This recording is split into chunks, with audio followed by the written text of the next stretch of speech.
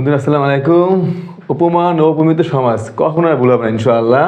এই দুইটাই কি কম্পেয়ার করা বুঝেছে, তুলনা বুঝেছে। উপমান ও উপমিত কি তুলনা করা বুঝেছে, কিন্তু উপমিত এটা কি আছে, মানে মিথ্যা তুলনা। মিথ্যা তুলনা।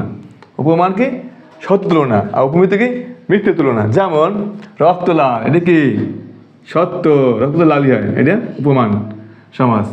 শস ব্যস্ত, এটা কি এটা সত্য। তুষার শুভ্র, এটা তুষার শুভ্র, ঠিক আছে, এটাও সত্য ঘটনা। অরুণ রাঙা, মানে সূর্য, সূর্য তো রাঙায়, ঠিক আছে, এটা সত্য তুলনা।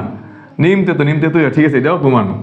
হরিণ চপল, এটা ঠিক আছে, হরিণ চপলই হয়, এটা সত্য, এটা অপমান।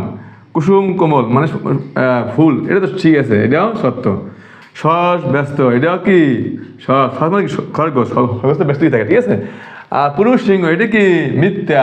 পুরুষ কখন সিংহ হয় না, এটা হলো উপমিত, মিথ্যা তুলনা। মুখ চন্দ্র, এটাও মিথ্য, মুখ কোনো চন্দ্র হয় না। নয়ন পদ্ম, এটাও কি মিথ্যা তুলনা। বাহুলতা, এটাও কি মিথ্যা, কারণ লতা কোনো বাহু হয় না, বাহু কোনো লতা হয় না। তো আমরা কি জানলাম, সত্য তুলনা হইল উপমান, মিথ্যা তুলনা হইল উপমিত। মিথ্য মানে মিথ্যা।